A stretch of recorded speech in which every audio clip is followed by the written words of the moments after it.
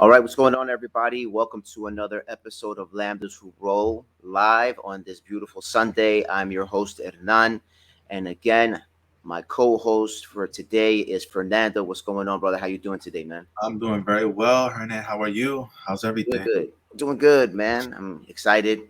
Another episode. I'm always souped up to get, Sunday when Sundays come, I get excited. Actually, even right before that, when we start announcing it, I get excited. I get start getting amped up a little bit for this discussion. I really enjoy, just talking jujitsu, what's going on in the community with you and our other co-hosts when they're on. So I'm ready, man. I'm ready. So Absolutely.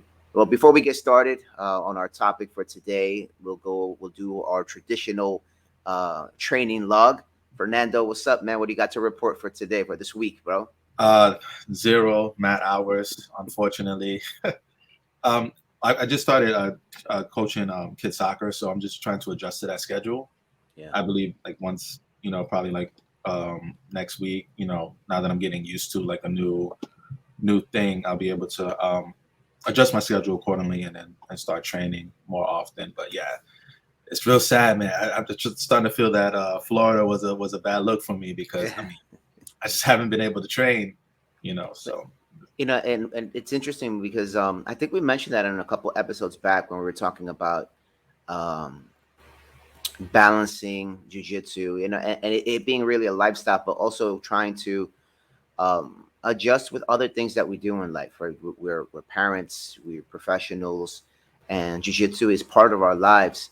It's not everything that we do, right? Um, so it's good to find balance, and sometimes it's difficult to find balance, right?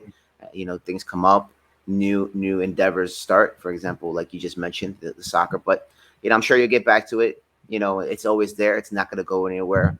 So we'll get back on the horse.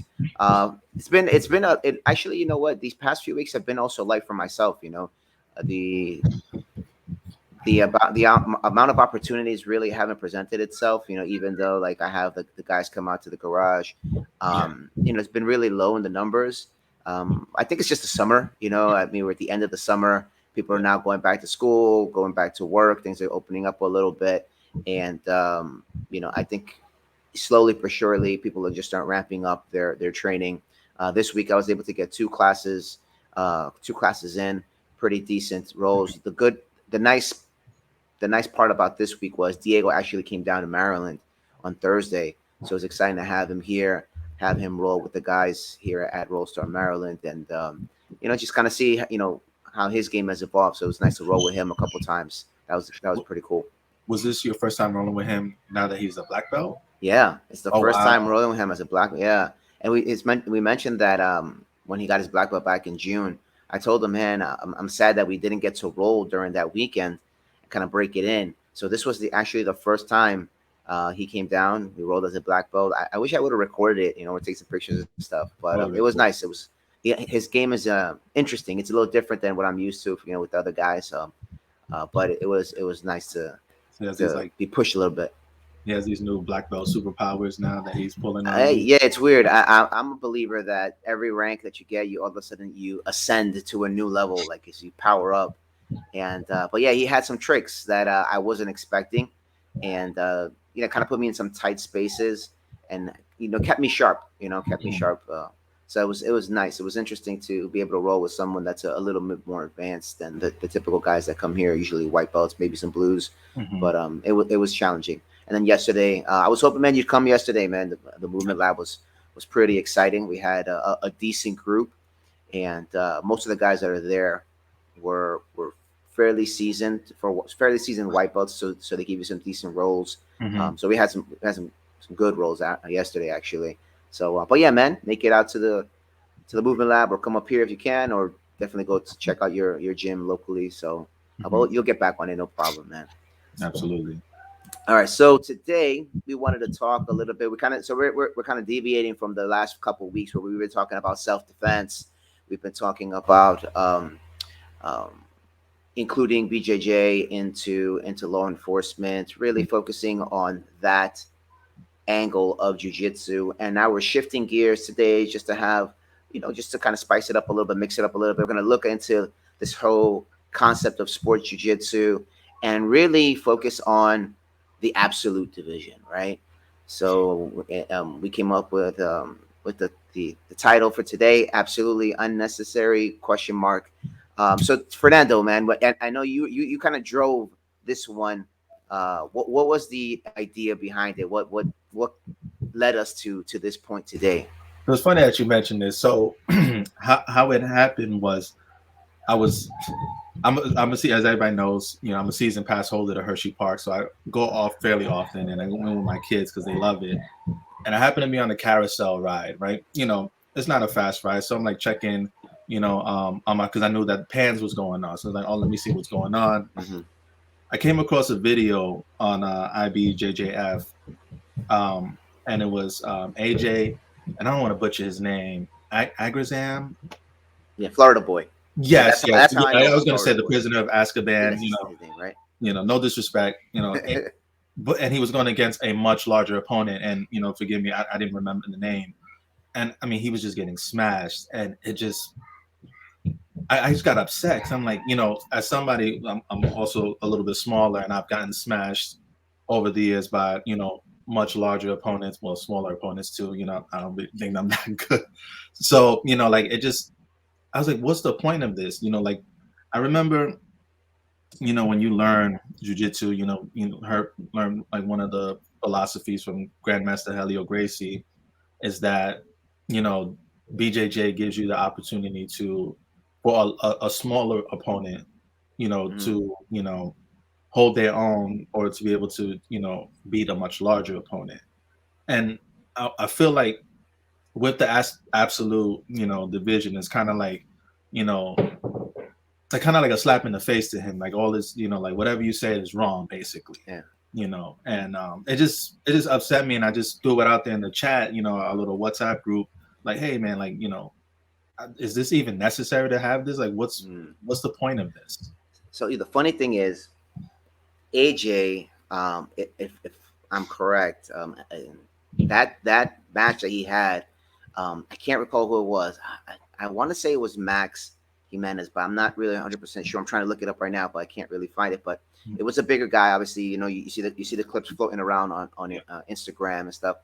Apparently, that was the ultra heavy division. So he actually moved up in weight class for whatever reason. Apparently, that wasn't even the absolute. So he actually just put himself in a heavier weight class to test himself, I guess, or whatever reason. Sometimes that people do that. I mean, I've seen some competitors who are usually fight at a lower weight class just put themselves in a heavier weight class for fun, I guess. I don't know why they do that. But yeah, so that was interesting to see that because I did see that clip. But I was interested. I've had, I've always gone back and forth with this, and so let's take a step back for those who don't know um, what the absolute division is. The absolute division is basically an open weight class division, right? Where competitors from different weight classes, from your rooster weights all the way to your ultra heavyweights can compete with each other and basically see who's the best that day, right? Typically, when you see the absolute divisions, you usually see the bigger boys, and they might Mhm. not be like the ultra heavies, but you'll see mostly from like middle all the way up to ultra heavy. It's very rare to see somebody in the rooster or feather light featherweight divisions, even lightweight divisions, really compete at the absolute.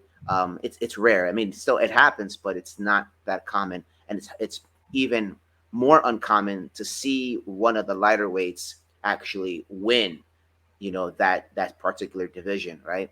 So that's what the absolute is. So I share the same sentiment at times because I'm like wondering, man, what's the purpose of it when it really seems like it's just the ultra heavyweight division or the And it's heavyweight division okay. just kind of going at it again, right? They just Mhm. have a double opportunity to basically to medal and stuff like that or compete. Um, so yeah, so that's what the open weight class is, right? The open weight division, absolute division, however you want to call it, just open weight classes. People just kind of go at it. Um, but yeah, I kind of share, like I said, but there are benefits to it, right? There are some benefits to the absolute division. that I've also come to appreciate as well. I've actually competed in the absolute, and to be I honest, like that actually. I feel like I do better in an absolute than in my own weight class. Hmm. Okay. Weird, right? So I think in pretty much all the absolute divisions that I've competed in, I've I want to say I probably medaled in all of them. I might not have won, but I probably medaled in all of them. Um, or at the very least have been very successful, more so than my own weight class for some reason. And this is my, my reasoning why. When you're a smaller competitor, and which we are, usually compete at the lightweight division. Sometimes when I'm a little lazy on, in the training camp, I might be at middle, which Hmm. is not the smartest thing, but usually at lightweight. Um, you tend to be a lot faster, right? You tend to be a little faster than the bigger guys. Again, you're competing at the same belt level, so technique wise, might you pretty much might be at the same level, but now you have the smaller guy has the advantage of speed, maybe even flexibility. The bigger guy has the advantage of size and strength, right? So it's really like your new age David versus Goliath type of scenario, right? And so for me, I try to play some of my strengths that that the bigger guy might have trouble with, which is really speed. Is probably the biggest one, right? So Hmm. that's what I feel usually is like the defining factor, the determining factor. But when I'm in my weight class, obviously you're going against your own weight, and pretty much everything is very even. So whoever's better that day, whoever has a better game plan that day, is usually who comes out on top. But in the open weight class, you can't play your A game, right? You know Hmm. that you can't play because Not the gonna bigger work. guy, it's not going to work. So there's a couple things that I feel are necessary to be able to be successful as a smaller competitor in that division. If you're looking to compete and test yourself at that level, Now, I think the first. Go ahead.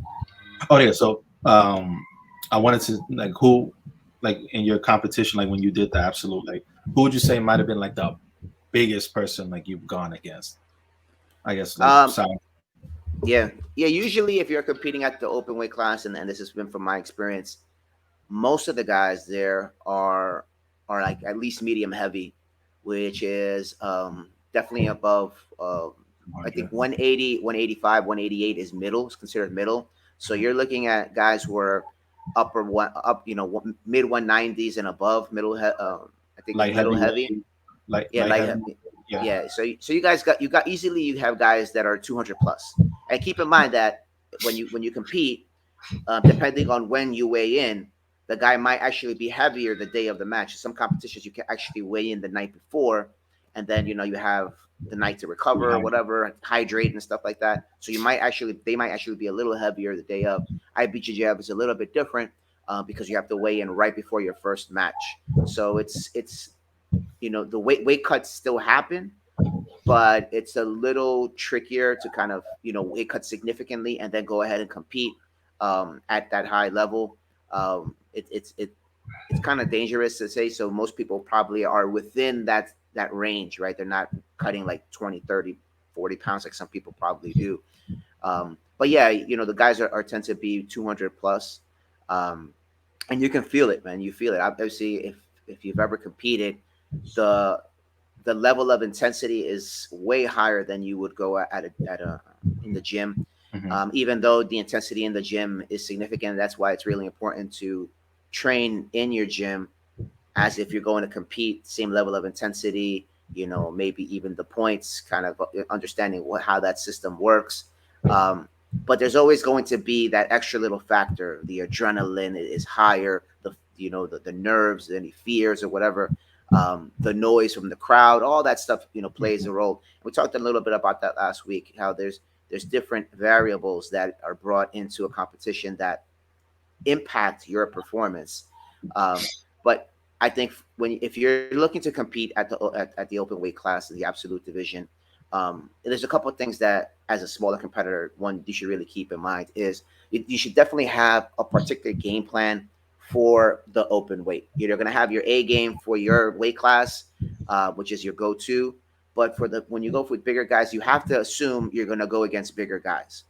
And assuming you go against a bigger guy in your first round or whatever, you have to have some game plan that's going to revolve around that particular style or that particular opponent, which is larger, heavier, etc. Maybe playing off your back would probably be the best thing. You're probably not going to want to get into a takedown exchange with a big dude. Mm-hmm. I don't think that you would be on the winning end of that, right? I've seen some guys getting thrown or around when they try to take them down. I remember there's one kid, I can't recall what competition was. I think it was IBJJF. He tried to fake like he was pulling the guard and do the ankle pick, and he just literally ran into the wall, and like the guy just kind of just fell and collapsed on the guy. Mm-hmm. Probably not the safest thing, to be honest. I don't think you want someone that's 200 plus falling on top of you, in a throw. So you always got to make sure that you want to, at the end of the day, you want to test yourself in the absolute, but you want to be able to walk out of that, still being healthy and potentially going to train, the following day or the day after that, right? So definitely having a specific game plan for that particular division. And another good thing is I'd recommend that you roll frequently with larger opponents in the gym, kind of get that mat experience and rolling with bigger guys. And most people end up doing it too, right? Maybe you're not doing that with the purpose of competing in an absolute, but if you do have that in mind and you're saying, hey, I'm going to compete on this month, I'd like to try the absolute division if I'm allowed to, really try to test yourself against the bigger guys that are there, that specifically at your belt level or above, so that way they can push the pace a little bit. Or even if if you're like a blue belt and above, even a bigger white belt is going to give you some challenges, just a different feel. But yeah, it's just like anything. The more you train in that particular scenario, the better the outcome is going to be when you find yourself, having to actually, compete at that level. And like I said, you got your speed, work your speed. You're going to probably have maybe a little bit better cardio. Your guard retention is going to be key because you don't want the guy passing because he's going to be maybe using a lot of pressure. And timing, man, and using that speed to just catch him at the right time, using his weight against him and stuff. But those are kind of like some tips maybe to be able to have some advantage. But at the end of the day, um, you know, depending on who that person is, he might be a high level person. But either way, I think at the end of the day, when you're a smaller guy and you want to test yourself, I think it's more for fun. More for fun to kind of see where your jiu-jitsu is than anything else, right? If you're looking to win and become a champion or whatever, I think it makes more sense to focus on your belt level. But if you're really trying just to test this yourself and see where you're at and do your absolute, that's great. Do that. So Yeah. So no scissor sweeping and none of that. Yeah, I wouldn't recommend. I mean, obviously you'd want to try to hit your sweeps and stuff. Scissors might be a little bit tough because you got a lot of guys falling on that Especially if you knee. don't put that knee shield properly, like Yeah, align yeah, right. Yeah, they'll just yeah. collapse it in there. And really, remember if you think about the knee shield, it's really almost like a defensive position. You're trying to keep him at a certain distance, but you're carrying a lot of that weight, right? I mean, even if in class, if you're doing that, you can feel it. You can feel your abductors kind of like really tensing up, and you're using a little bit of strength to kind of keep him at bay. Honestly, I think for me, and when I go with bigger guys, the most success I have is in the butterfly position, and looking for maybe drags, lapel drags, snapping the lapel down to try to get to his back right away. And once you I get see. to that dominant position, just you have to have that control, that try to control it the entire time. I think for me, that's probably if I'm thinking about a game plan for bigger guys, I'm thinking lapel drags so I can get to his side or to his back, or focusing really on my butterfly where I can kind of get really underneath, ball up, and get underneath him so I can start looking for sweeps. Scissor sweeping a bigger guy that has a really heavy base. It's hard. Um, you know, and even if you're thinking about spider guard, I'm not a tall guy. So if I'm going with a taller, larger guy, the spider guard might not necessarily work that well because when you extend your legs, he might not really feel that compared to like a tall guy doing it on a smaller person, right? Mhm. That displacement when you're extending the legs is more significant. So that might not be like I would like I like the butterfly position much better. I think I have more success trying to get to the side and take his back than anything else.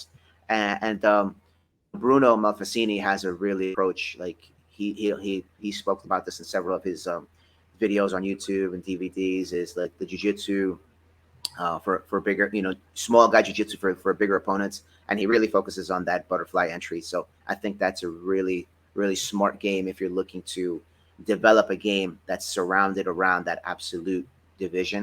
I think that would be a good approach. I mean, it's not the only approach, obviously, but I think it's a good approach if you're looking to get that done. So, but yeah, man, what about you? Would you ever do the absolute? Uh, I probably would, just to try it, to see myself. Because yeah, I mean, like when I saw that video, like I really thought about it like the rest of the day, like what would my strategy be if I was in that Mm, situation, because yeah. knowing, and like I said, I didn't even know. I thought that was absolute, but yeah, ultra heavy. Maybe there wasn't enough people in his weight division, so he decided to just go up. So You yeah, know, could be. Yeah. yeah.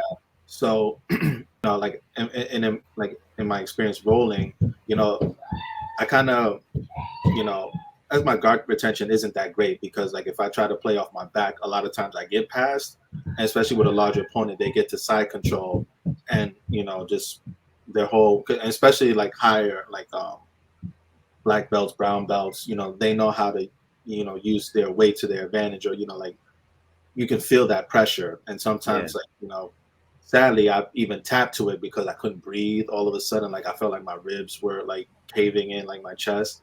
um so I mean I would try it. I just I think if once I start to develop and find like a consistent training schedule where I'm constantly going, and maybe I might try the butterfly, because for some reason I know how to do it, but I guess there's like like a lot of things that I need to work on, because Mm. working on those entries, like I feel like I'm just like there, and probably might get pushed back, or they grab my ankles and flip me and stuff like that. So maybe I have to invest in the Marcelo Garcia butterfly DVD or something like that from usually the fanatics to try to figure out. But the Yeah. spider guard, I've been using that, even though I haven't been training, just like I have the grappling dummy at home, using the spider guard to like set up triangle attacks Yeah. from it and stuff Mm. like, so, but yeah. Yeah.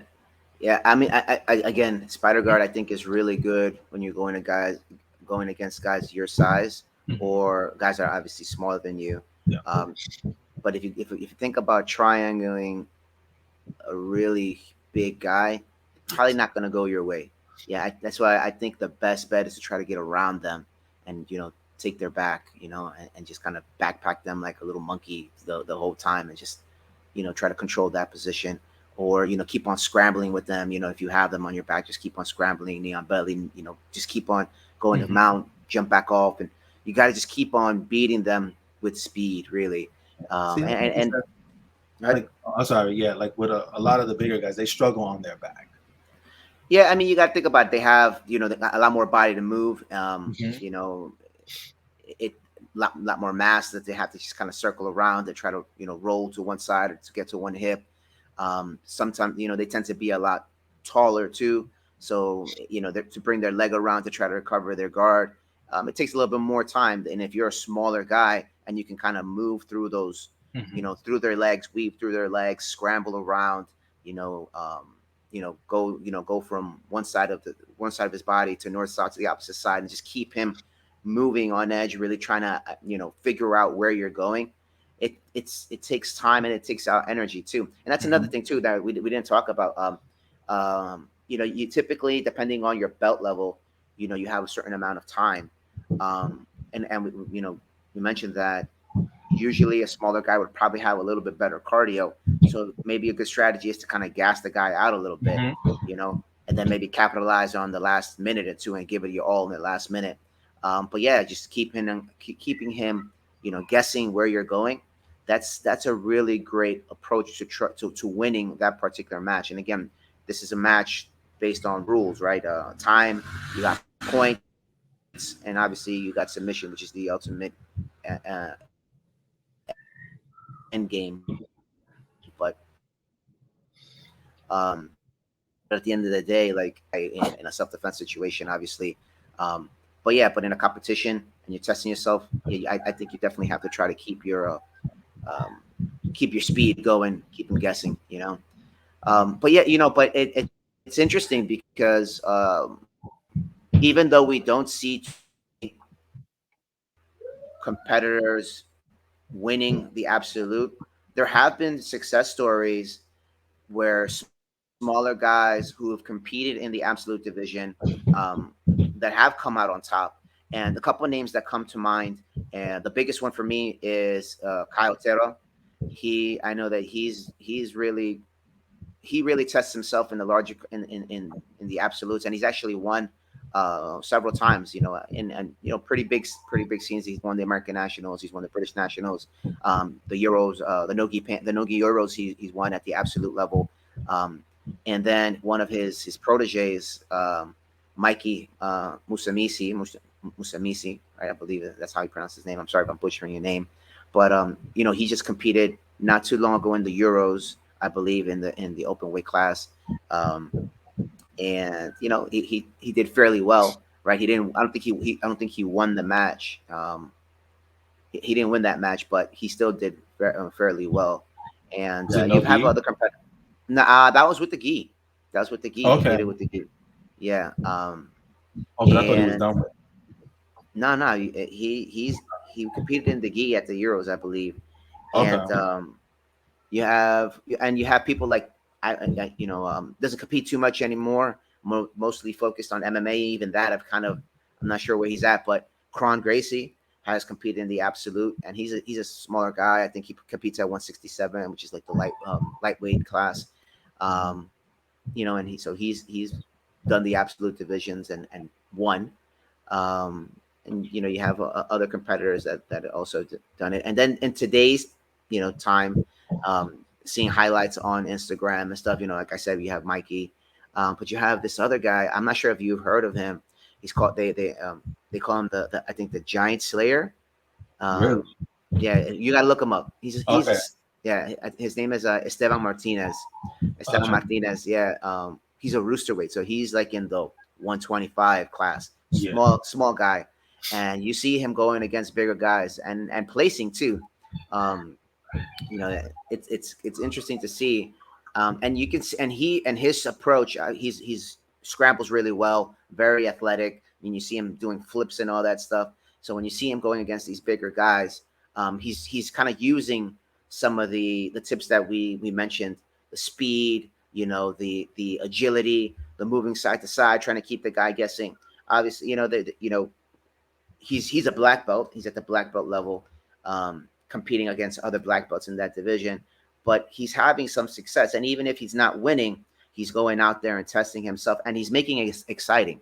You know, Mhm. that's the coolest thing. Is like it's exciting to kind of see that David and Goliath story unfolding in front of you at a particular um, event. And so, yeah, I think for entertainment purposes, I think it's pretty cool. But yeah, I get it you know, you know, just from the viewer's perspective, is like, but you know, it's always the big guy winning. You know, when are we going to get the little guy? And obviously we root for the underdog. We're rooting for the little guy because we ourselves we're not, you know, I mean, you're much taller than I am, but you know, we're still, you know, we're not ultra heavy, you Yeah. know. So but I can tell, I can see how it's like a little frustrating. It's like, oh, here we go again, the big guy winning the you know, the match, right? Because you think about it, like Hodger Gracie was like the absolute king, right? Hodger Gracie's huge, man. If you look at him, he's like another big Gracie, and Isn't he like he's six massive. foot four or something? Yeah, he's Yeah. like 6'4", Two huge guy. something. Yeah. Exactly. And if you think about it, trying to beat him, it's like, oh man, who's gonna beat that guy, right? Yeah. And then you have other guys who are just as massive, right? Even though they might be a little smaller, like Rodolfo Vieira. He won the absolute division. Buchecha has won the absolute division multiple times. And they are all big guys. So yeah, absolutely. As a smaller guy who's watching, is like, man, like, you know, is it really necessary to does it really prove who is the best, right? Exactly. Yeah.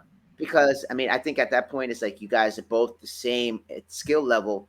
Now size and strength really factor in, right? Mhm. So when you hear he's the absolute king, right?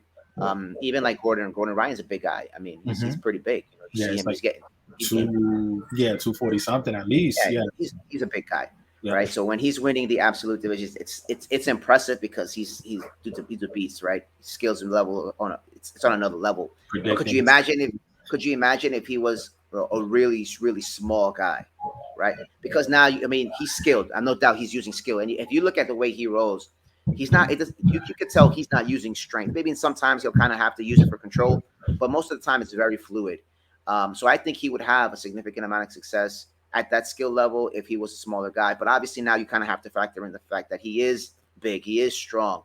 So does he fall within this conversation? I don't. I mean, I think he's in line with like the Buchechas and the Rodolfo Vietas and the Haji Gracies that are just bigger guys who have success both skill level, you know, they're technical and they have the strength and size advantage. But now when I look at it, and like when I look at it and I say, okay, um, what would be impressive would be someone like Kyle Terrell, who's a very small, frame, thin framed guy competing at that level and winning consistently, right? You know that would say he is the pound for pound guy. You know, it's the same thing kind of like in the UFC, right? You know, usually the pound for pound king is usually the light heavyweight or the heavyweight, but most of the time, right? I think right now, again, I think um, Kamaru Usman is Kamaru Usman. I think he's the pound for pound. He's a big guy too, though. He competes at 170, but he's massive. Yeah. That guy's a big dude. He's probably easily walking around at 200 plus. Yeah, I really think that he should be in like 185, especially now that he's like lapping the division. Yeah, But yeah, he's probably not gonna go as long as Israel Adesanya is gonna is because they're boys, all right. you know. So Yeah, and I mean, I think the only one, and we're kind of digressing from IBJJF or Jiu-Jitsu in general, but the only time I think I've seen a lightweight at the pound for pound was with Khabib. Khabib, and even before him, with Demetrius Johnson. Oh yeah, yeah, Um, yeah, yeah. That's true. Yeah. yeah, with Mighty Mouse, right? And he was out there for a little bit, you know, because he had a reign of dominance for a while. But Yeah. it's not common to see a smaller guy winning at at that level or that on that stage at the absolute division. So I could kind of feel I can kind of get why we would feel that. But I think at the same time there is a benefit for the competitor, maybe not so much for the spectator. Um, but I think everybody likes that that David and Goliath type of story. So it is exciting to kind of see that. And even if the guy's not on the winning end, to for him to go out there and make it through. For me, it's like if he wins, that's phenomenal. But if he survives, right, he doesn't get submitted. Even if he's getting smashed the whole time, but he does not get submitted. It's That a for me win. is it's a moral victory, right? It's a win, and that's kind of like what Elio Gracie was saying, Yep. right? I didn't lose. I didn't get submitted, right? I didn't put to sleep. So I technically won, right? Mhm. You know, it depends on how you see it, right? But yeah, for me, it's like if I see a smaller guy compete and he survives, I'm like, yeah, that's pretty good, you know. Yeah, that was me. So Like especially with that match, like I was like pulling for it. I was mhm. like, oh, please win, please win. You know, because I mean, Yeah, the size difference was yeah, ridiculous. Yeah, I couldn't believe it. But yeah. yeah, yeah, yeah. I wish I could find that information, but yeah, I do recall watching it, and I want to say that he was in that ultra heavy. And if I read it correctly, he was in that particular division. So, but yeah, man. But at the end of the day, it was his choice. He wanted to do it. Stuff mentioned maybe there wasn't anybody in his category. So he had to move up. Was happy. But yeah, today, Yep. you still there, brother? I am. Yeah. How about All you? right, You're like let's go take a quick break, and then we'll yeah. come back. Let's take a quick break. Mhm.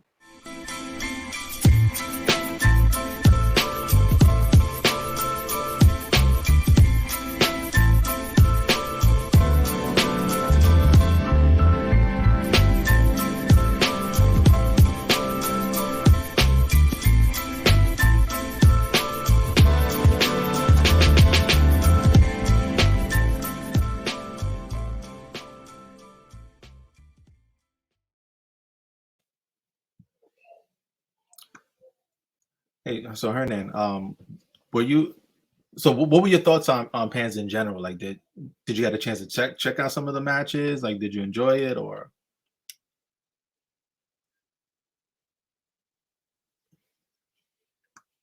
Oh, you're muted. Can you hear me? I hear you now. Yeah, your mic was muted. All right, something's glitchy over here because. But anyway, The joy as of far being as live. pants, I didn't really get a chance to see it. I kind of caught a couple matches, so here and there, whatever they post on like IG. I usually catch like the highlights and stuff like that, and maybe like afterwards, during class, I usually put on Flow Grappling and we'll watch some of the highlights. Um, but I do like to kind of keep up to date with who's winning. Um, but I didn't really see anything in particular. But what I did like was we had two of our brothers that actually went out there to compete. Oh, we had two. AP, Oh, yeah, oh, he AP, competed. AP was yeah, AP was out there. He competed, No wonder and I saw that and Disney then World. yeah, I and just thought it then was Justin, location. and then Justin, Dr. Justin was out there. Dr. Rios was out there who competed as well. Both of them won. Excuse me, Justin won his first match, but Hmm. a dominant performance. I Yeah. think it was 11 nothing. Hmm. And AP in the black belt division, I think he lost by referee's decision. So I think the final score was like 4-4, Hmm. but it was a good match. I saw the clip. There was a lot of back and forth action, but I mean for me, I always enjoy watching pans whenever I can. Even if it's just the highlights at the end, any of those tournaments, watching out the black belt levels, and even some of the lower belts, some of like the bigger names who are coming up, watching them go at it. Um, I do enjoy it. I do think it's important, these type of competitions, and some people might disagree. IBJJF is not the only stage that determines who's who in the jiu-jitsu community, but they've obviously made their mark as probably the leading federation, right? Hmm. And I tell my guys that, like, if you win pans or you win worlds or you win euros or whatever, any grand slam competitions, you're it's something, right? Yeah. It's something because Hmm. who's anybody in jujitsu that wants to test themselves are going to test themselves at this particular level. So if you're winning this particular competition, and again, I'm talking about the more popular competitions like Pans, Worlds, Euros, the Brasileiros, and stuff like that. Um, you know, it's a little different than the local region or the regional tournaments under Yeah. that particular It banner. is. But yeah, so if you win that, man, it's significant, right? Especially at black belt. If you Yeah. win at white belt, I think it's like a pat on your back and maybe an indicator for your coach to move you up to a blue belt. If you win at blue, purple, brown, it has a little bit more weight. But obviously the black is the epitome of it. If you win at that level, let's say you win worlds or you win pans and you're a Pan American champion or you're a world champion, Yeah. that says a lot. That says a Yeah. lot because it's probably the highest level that you can test yourself. Um, Although still some people will argue, well, you know, the, why should people be paying for that? You're really paying, you're paying to compete, getting a $5 medal at the end of the day. But the title and the recognition that comes along with it, it probably is worth it. Again, it's not the only testing grounds. Right now, you have so many other platforms um, that also are built around an entertainment style. You got Fight to Win. You have Who's number one? Who's Number One. I think it was a Third Coast Grappling or something like Yep. that. Yeah. So you have all these other platforms now that people Eddie are testing each other Bravo. one on one. Yeah, yeah, EBI and all that stuff. And those really, like, if you win that, you're on any given night, you're probably competing against another solid competitor or maybe multiple competitors. So if you win that, like for example, we were talking about Gordon, he's won several EBIs, and that's significant. That's a feather in the cap. Obviously he's won ADCC, so that's like a bunch of feathers in the cap. Um, but yeah, but I think it's important, man, and I enjoy watching it as a practitioner. I like seeing it. and it motivates me to continue training. I think that's one of the important things that I like watching, is because it really pushes me to continue. And and we were talking about this before. Maybe one of these days we'll go actually compete at Parents ourselves. I think we talked about Next year. maybe doing it sometime next year, hopefully, right? Um, just for the experience and just being part of that excitement. I think it would be awesome to do that, and join AP and Lewis, join AP Justin. and Justin next time, and really get a little team out there, just for the experience. I think it's super fun. And if you competed at IBJJF, even regionally, it's fun. It's interesting to see that environment, to be in that environment. Um, And you have, so right? Like in I have. DC. I've competed in New York and in DC a Okay. couple times. Yeah, a couple times. And you medaled, right? Um, If I'm not mistaken. I believe you did. the last time I competed at, it was in 2019 at the DC Open, and yeah, I won my division, and against a much larger opponent, which was funny I did see. because Yeah, yeah. it's funny because I tell guys, so I like to compete at the weight class I am. I I, I, I train at this particular weight. Maybe I'll cut a few just to kind of get into that. If I'm like right borderline, I'll get into the weight class that makes sense for me. But usually they're always gonna be a little bit bigger than me. But it's funny because this particular day, I weighed in. I think I competed at the middleweight, which is 181 with the gi. I think I was weighing in like 174, and I weighed way below the limit.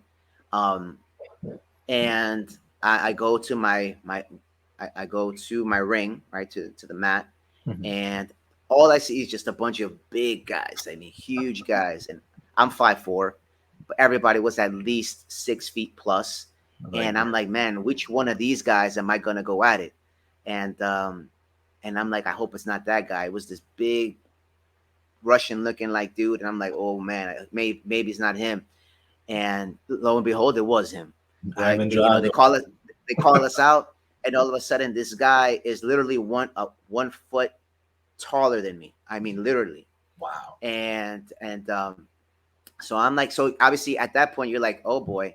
But I've trained with bigger guys, at the gym that I was training with GFT. Everybody's big, huge.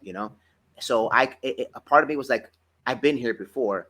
It's just another day. It's just another role. And at Mhm. the end of the day, my mindset was like, I'm here to compete, have fun. What's the worst that's going to happen? I'm not going to like die or anything like that. If I lose, oh well. I'll watch the video, take some lessons, and clean it up a little bit. So he ended up pulling guard, which was great for me because I'm like, now you made a mistake, because Yeah. I love passing. So all I did was just start passing, moving side to side, going around, and he tried to play, spider guard and stuff like that. I just, kill the spider guard and just keep it moving. I wasn't able to establish a real dominant position, but it was a lot of scrambling. Went for his back a couple times, but I really couldn't sink in hooks or anything like that. But at the end of the day, I ended up winning. Kept him The moving. advantages. So I won by advantages. At the end of the day, a win is a win, right? But I just couldn't. I wasn't able to get anything else going because at the end, he was a three stripe, two stripe brown belt. I was a brown belt at the time too, and he was a strong guy. At the end of the day, he was strong, and he was a brown belt. It's not like a white belt, so he knew what he was doing to recover and adjust. So it was a pretty decent back and forth, but I edged him out, I think, on the speed, and that agility that I was mentioning. So I ended up winning. The funny part was, and if you go to my Instagram, RoseRBJ_MD, kind of scroll down a little bit, you'll see the podium picture, and he's still taller than me. I'm on the top podium. He's in second place, and he's still taller than me by like maybe 2 or 3 inches. And every time I see that, I start cracking up, and then and I show people about that. So it was kind of like a mini absolute, right? At the end of the day, Yeah. right? Just a bigger dude. Um, the weight probably was the same, but at the end of the day, he was different. Like he was a muscular 181, right? Where I'm like a little pudgy 181, which is a little different, right? I should have been probably in the lightweight, but at the end of the day, ended up coming out on top. But yeah, so I did compete at that, and got gold. And I've competed at other ones, New York Open, gi and no gi and stuff like that. And I've done several ever since I was a white belt. I've done several IBJJF Opens. It's really, really great experience. I tell my guys, After you get some experience at in more local competitions, I think a step up would be IBJJF. IBJJF is probably a little different in approach. It's definitely not like the local competitions that we know here, like a Copa Nova back in the day type of thing. But yeah, I recommend everybody testing themselves at that level, and hopefully I intend to do that too, um, within the next year or so. So, but yeah, man, I recommend trying it out, bro. So you recommend like so in preparation of that, I definitely should sign up for like multiple like regional circuits. Just get Yeah, I that. would recommend. Yeah, yeah, get your feet wet. Try out. There's a lot of smaller competition things, so smaller competitions happening in the area. Um, Like the Maryland you'll Open. probably still have, yeah, like that Maryland Open, the professional BJJF that they're just starting off, which I really like and support because I think we need more regional representation rather than waiting for some of the larger names like a Naga or IBJJF, of course, to kind of like come here, right? Because they're all over the place. Even like grappling industries, although they do a great job of making a presence here several It's times throughout far. the year. I think it's far and it's a long day too. Their style is a little different, and if that's your cup of tea, great.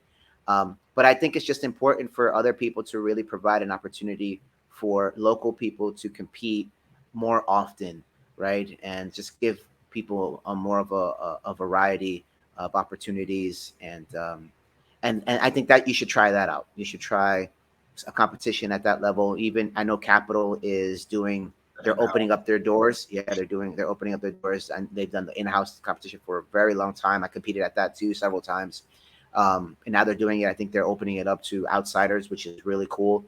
Maybe trying something like that on. Did you never did that the Capital in-house? I thought you did. Not, I've never competed ever. Wow. Yeah, man. Yeah. I recommend that you do that. I did that one when I was a blue belt. When I was a blue belt. I think I competed it maybe like once or twice at blue belt. I don't think I did it. If I competed it afterwards, but yeah, man. As I mentioned before, I try to compete at least two, three times, four times a year if possible. And I've definitely competed at every belt level. Black is the only one I haven't, but obviously with the whole pandemic thing Cool. happening and stuff, it's just been a little bit more cautious. And obviously, I don't physically, I don't feel like I'm really ready yet, right?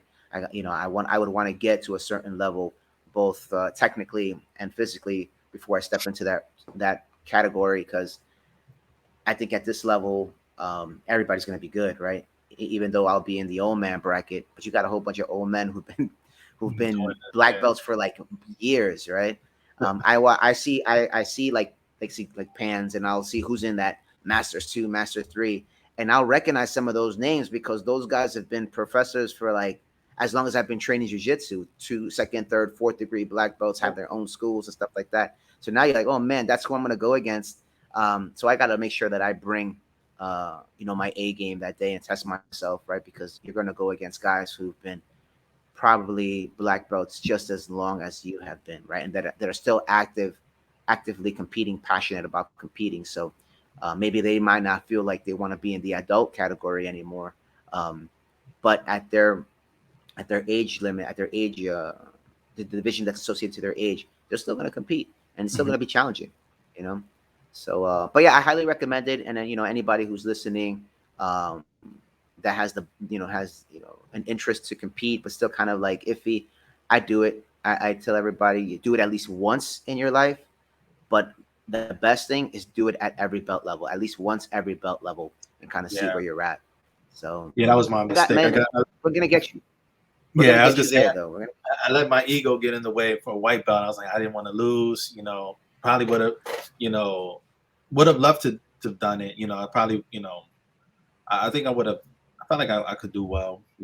So I just, I, yeah, like the important thing is not to look at it as a win and a loss. Obviously, that's the case. That's the outcome. If you lose, you lose, right? I mean, that's yeah, you lost, right? That day wasn't your exactly. day. If you win, great. You get a nice $5 medal to show your, show for your hard effort, put on the wall and stuff like that. But for me, when you're able to not look at it as a W or an L, and you just look at it as an opportunity to gain experience, that is probably the way you should approach competition. I mean, in my opinion. I mean, obviously, some guys are like, I'm gonna win. That's all I'm gonna do, and that my goal is to win. Absolutely, I think we should all go with that mindset. I mean, I don't think anybody wants to go and be like, hey, today I'm gonna lose, but I'm gonna gain experience. I don't think anybody wants to do that.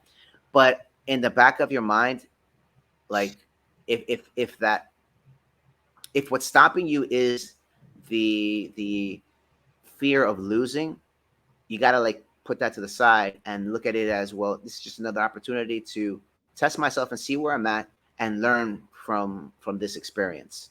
I mean, it's interesting because you always see these guys at the highest level competing and they're winning all the time, right? And they're like, man, these guys have won. But and it's true what they say is that, but you don't know what they went through to get to that stage.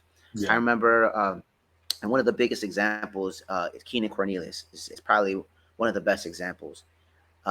If you've read about him or you heard some of his previous talks and stuff like that, when he talks about competition, he didn't win.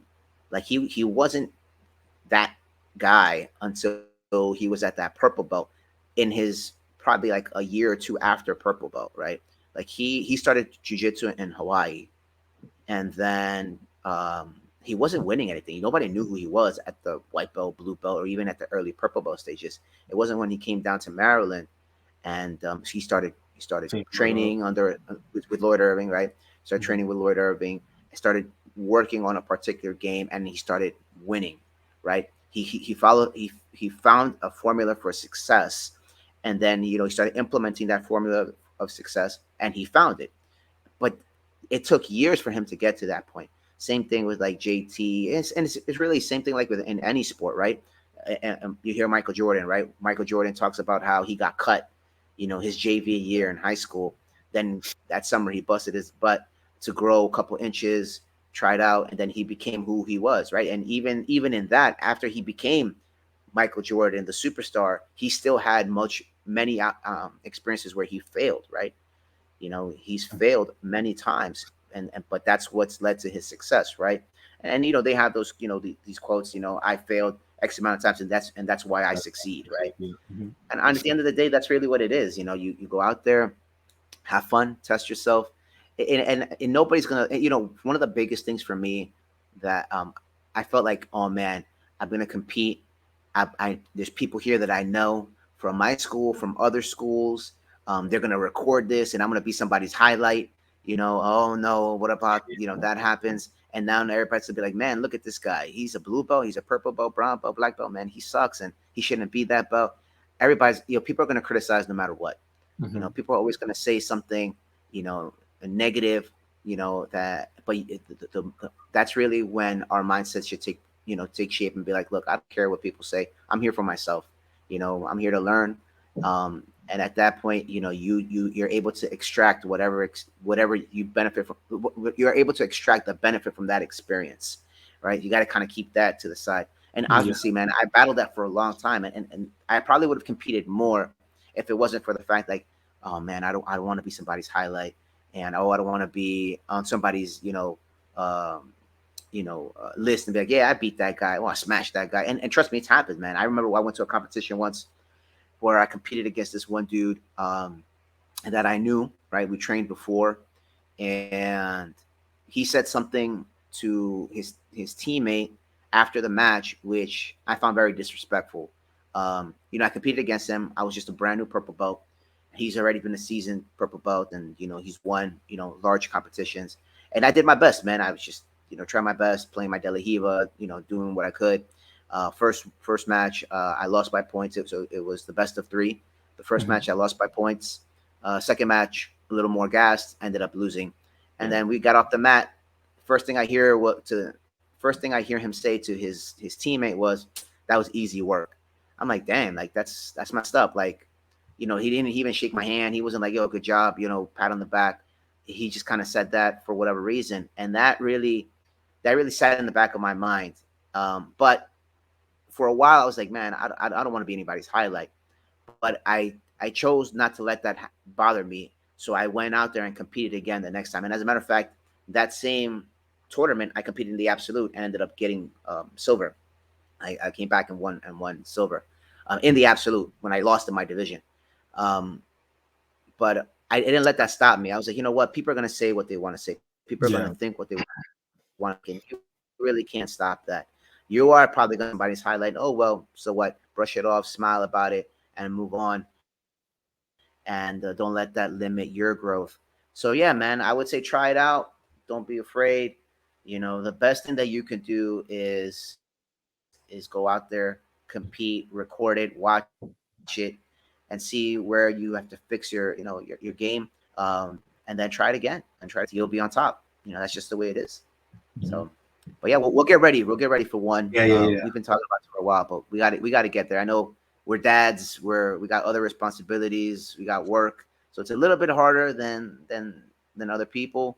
But no excuses, man. If we want it, we'll get it. So we just got to find the right time and put it out there. So, and that goes Right. for everybody who's on edge and that doesn't want to get there. Just go ahead and do it, man. You ain't got nothing to lose. So. All right, man. So this is the top of the hour. I think we had a pretty good talk about the absolute. Again, is it absolutely necessary? I think it depends on how you view it.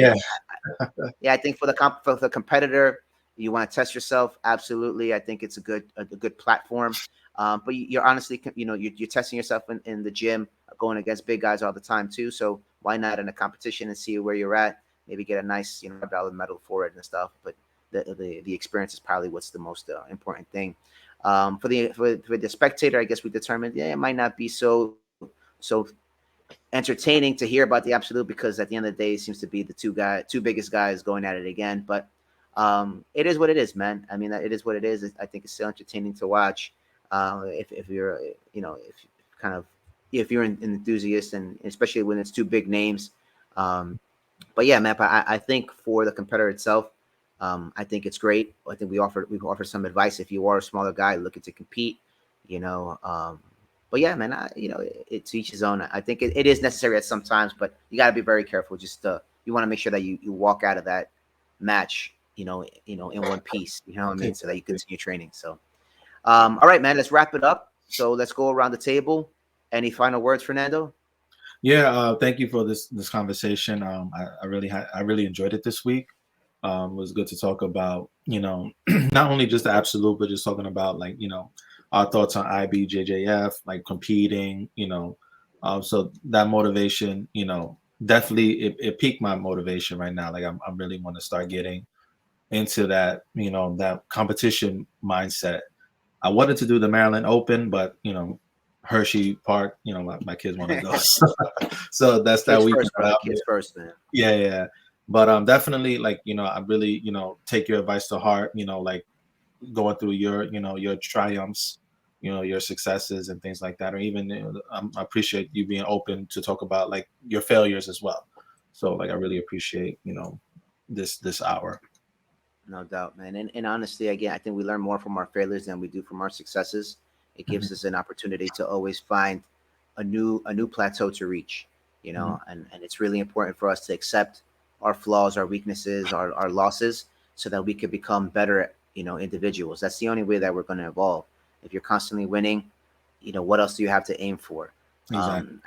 I think really if you challenge yourself and then you lose, that's the perfect opportunity to find out where your next level, is going to be. So don't be afraid to test yourself. Don't be afraid to go out there. If it's the absolute division you want to test yourself at, by all means, man, have fun.